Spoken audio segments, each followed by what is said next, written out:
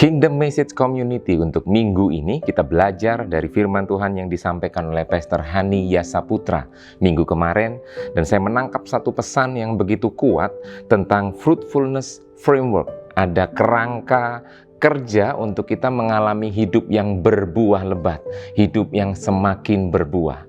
Satu firman Tuhan yang menjadi tema, menjadi dasar untuk kita belajar tema ini di Yohanes 15, ada 2 ayat, di ayat 4 dan ayat 8. Kita baca bersama, Yohanes 15 ayat 4 dulu, baru kita akan loncat ke ayat yang ke-8. Firman Tuhan berkata, "Tinggallah di dalam aku dan aku di dalam kamu, sama seperti ranting tidak dapat berbuah dari dirinya sendiri kalau ia tidak tinggal pada pokok anggur. Demikian juga kamu tidak berbuah jikalau kamu tidak tinggal di dalam aku." Lompat ayat 8. "Dalam hal inilah Bapa-Ku dipermuliakan, yaitu jika kamu berbuah banyak, dan dengan demikian kamu adalah murid-Ku." Jadi pesan minggu ini melengkapi untuk pesan minggu kemarin kita belajar tentang much fruit, berbuah lebat, berbuah banyak. Nah, minggu ini dilengkapi lagi dengan kerangka kerjanya gimana.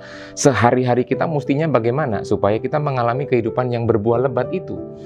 Nah, Pak Hani Yasaputra membuka dengan berbuah itu harus diawali dengan biji itu jatuh dan dia harus mati. Dia harus diremukkan dulu. Bijinya harus hancur dulu supaya tumbuh tunas, kemudian tumbuhannya mulai bertumbuh, baru akan berbuah.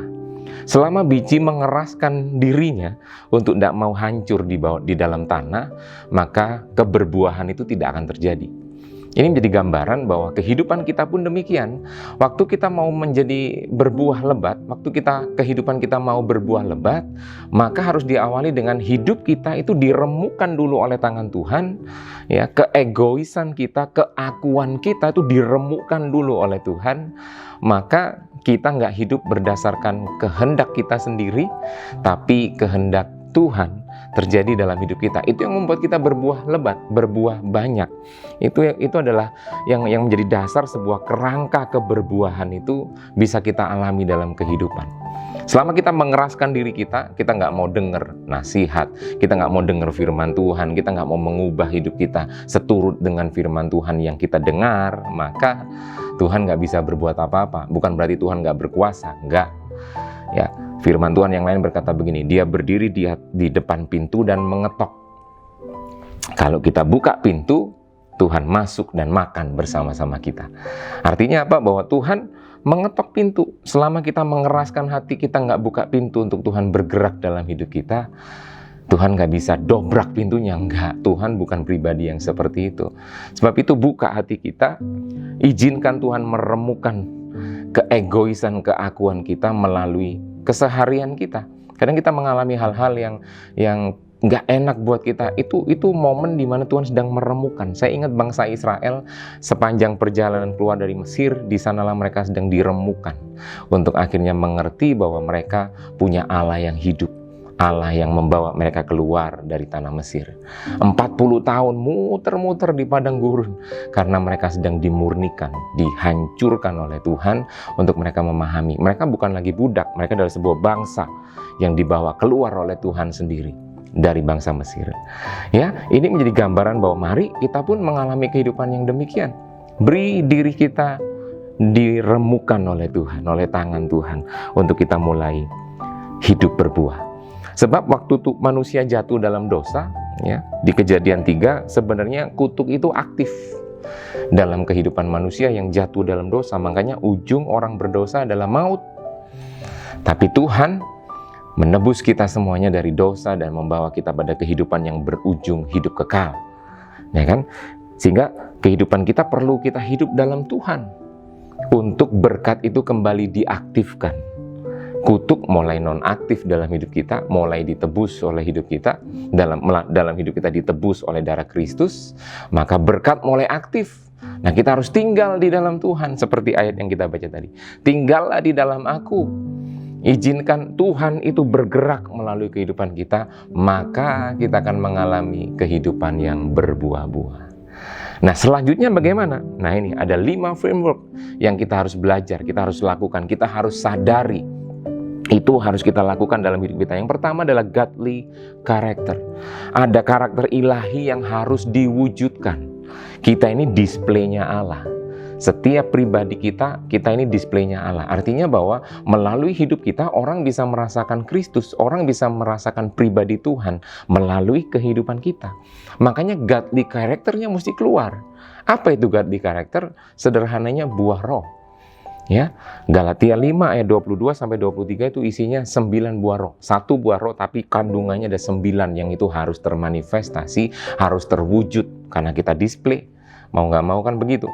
Ya kan, orang punya toko, display yang dipasang di etalase itu barang-barang yang terbaik, barang-barang unggulannya dia untuk orang tertarik datang ke tokonya dia.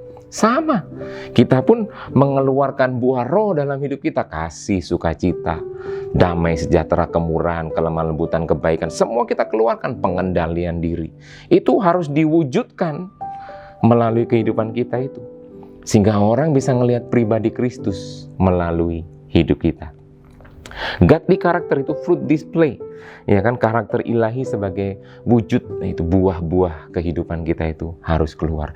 Dan itu harus, ya. Kadang-kadang kita terlalu mengeraskan hati. Kadang-kadang kita nggak mengizinkan, bukan nggak mengizinkan, tapi kita nggak memberi diri untuk harus mengeluarkan buah itu. Karena keegoisan, karena keakuan kita masih menguasai kita. Seperti tadi saya bilang, selama biji itu mengeraskan dirinya, dia nggak mau diremukkan, maka kehidupan berbuah nggak bisa keluar. Ya kan? Wujud buah-buah itu kadang-kadang nggak keluar dalam hidup kita karena keegoisan dan keakuan kita masih begitu menguasai kita. Yang kedua, daily life. Ya, dalam kehidupan sehari-hari, sebagai apapun kita, ada yang bekerja, ada yang wirausaha, ada yang full time seperti kami yang ada di studio ini.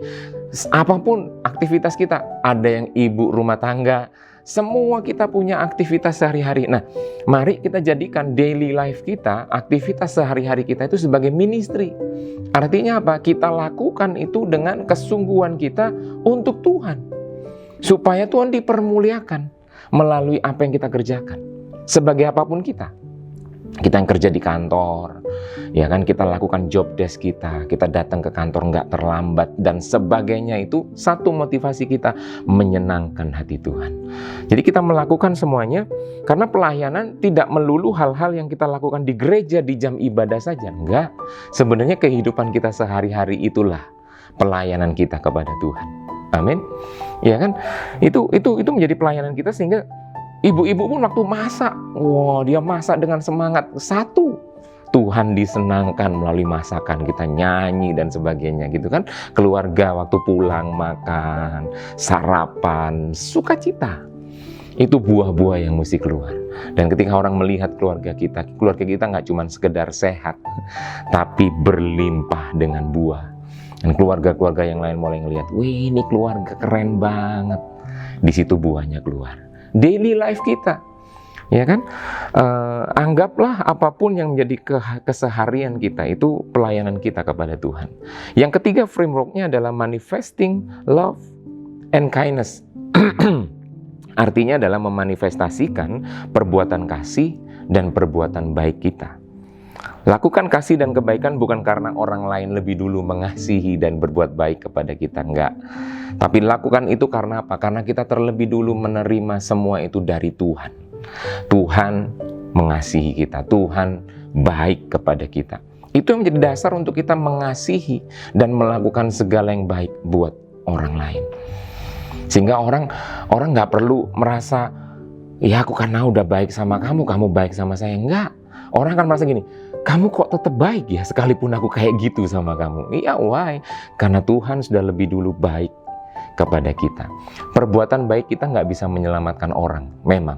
Tapi perbuatan baik kita akan memperkenalkan kasih Kristus kepada orang-orang yang belum di dalam Kristus. Amin.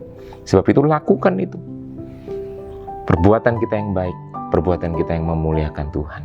Sebab itu hidup yang loyo, lemes, nggak semangat, buang itu jauh dari kita. Salah satu bentuk kasih dan kebaikan adalah dengan semangat yang selalu baru setiap hari. Saya satu kali waktu sedang lemes, sedang capek, Saya terinspirasi, bukan terinspirasi, saya diberkati sekali ketika saya melihat Pak Arifin dengan usianya. Saya di Menora ya, setiap hari Minggu tugas saya ada di Menora. Nah, di Menora itu kan ada trap-trapan tangga untuk naik ke mimbar. Pak Arifin naik tangga itu nggak jalan, nggak yang jalan dengan santai, enggak. Pak Arifin membawa iPad-nya dan dia sedikit berlari naik tangga. Itu membuat saya merasa madeg. Pak Arifin dengan usia segitu kelihatan sekali semangatnya. Percayalah begini, semangat itu menular. Itu membuat saya merasa terbakar dan itu menginspirasi saya. Sampai hari ini saya nggak mau loyo, capek, enggak. Semangat perbuatan baik, semangat untuk mengasihi selalu ada dalam kita. Amin. Itu sebagai manifestasi. Itu framework yang ketiga. Yang keempat frameworknya adalah ada culture influencer, yaitu lifestyle kita, ya, gaya hidup kita, mengubah kebudayaan, dampak nyata bagi sekitar. Jadi nggak cuma satu orang yang merasakan dampak dari hidup kita, enggak. Tapi komunitas kita merasakan hal yang sama. Orang-orang dalam komunitas, gimana kita dalam Komsel? Kita sebagai orang yang membuat teman-teman kita lemes, males, capek ketika kita ada di Komsel, atau kita justru menjadi promotor mereka, menggerakkan orang-orang yang lemes, capek, kurang semangat, tapi dari hidup kita menggerakkan mereka untuk semakin semangat lagi dalam Tuhan. Ya kan? Culture influencer, kita menjadi trendsetter. Melalui hidup kita orang terinspirasi. Melalui hidup kita memberikan teladan untuk akhirnya orang melihat kehidupan kita dan mereka berubah. Mereka mengalami kehidupan yang diperbaharui melalui hidup kita. Itu framework yang keempat. Jadi nggak hanya satu orang, tapi melalui keberadaan kita, sebuah komunitas itu merasakan dampaknya, merasakan perubahannya. Keadaan kondisi komunitas akan menjadi lebih baik dan semakin diberkati karena keberadaan kita. Yang kelima, yang terakhir adalah spread the gospel, atau kita menjadi messenger, kita menjadi pembawa pesan keselamatan, pembawa kabar baik bagi orang-orang di sekitar kita. Melalui perkataan, ya, perkataan yang berasal dari pengalaman hidup bersama Tuhan, itu akan jauh lebih berdampak dibandingkan dengan perkataan yang hanya dari pengetahuan saja. Betul? Waktu kita bercerita tentang apa yang kita alami, itu akan lebih menyentuh orang yang mendengar cerita kita daripada sebuah cerita yang berasal dari pengetahuan kita saja. Sebab itu alami hidup kita yang lebih lagi di dalam Tuhan. Pengalaman hidup kita itu akan membawa kita menjadi teladan buat sekitar kita, dan setiap perkataan yang keluar dari mulut kita itu punya isi, punya bobot. Ketika orang mendengarnya, mereka nggak cuma sekedar mendengar sesuatu yang masuk dalam pikiran mereka, tapi mereka mendengar sesuatu yang menyentuh hati mereka. Dan itu membuat banyak orang merasakan pribadi Tuhan melalui perkataan dan kehidupan kita. Amin. Itulah tugas kita sebagai messenger, pembawa pesan kerajaan Allah. Sebab itu 5 framework ini mari kita lakukan dalam kehidupan kita sehari-hari. Godly character keluar, ya kan, daily life, keseharian kita sebagai ministry kita. Manifesting love and kindness, memanifestasikan kasih dan kebaikan. Kita menjadi culture influencer, dan juga kita menjadi messengernya Tuhan, membawa pesan. Dan saya percaya begini, tinggal di dalam Tuhan dan Tuhan di dalam kita akan membawa kita seperti pohon yang ditanam di tepi aliran air yang akan berbuah banyak bagi kemuliaan Tuhan. Dan itu tanda kita adalah murid-murid Kristus. Saya berdoa Komsel Rock Surabaya adalah komsel pemuritan, di mana di dalamnya adalah murid-murid Kristus. Kenapa? Karena kita berbuah banyak. Amin. Kita berdoa. Tuhan berkati setiap komsel, berkati para GKM, berkati sektor, berkati gembala wilayah. Tuhan, di tengah kondisi yang ada semuanya terus terbakar dengan semangat yang baru, terus terbakar dengan kekuatan yang baru Tuhan, karena Engkau Allah ada di dalam kehidupan mereka, Engkau Allah yang hidup di dalam kehidupan mereka. Kau menyertai setiap pergerakan komsel Tuhan, dan biar melalui setiap komunitas kami, melalui setiap pribadi kami Tuhan, banyak orang dimenangkan di dalam Kristus. Kami percaya hidup kami akan berbuah banyak, dan mampukan kami melakukan 5 framework untuk berbuah dalam kehidupan kami, Tuhan. Berkat-Mu buat setiap kami di dalam nama Yesus. Kami berdoa bersyukur. Amin. Tuhan memberkati.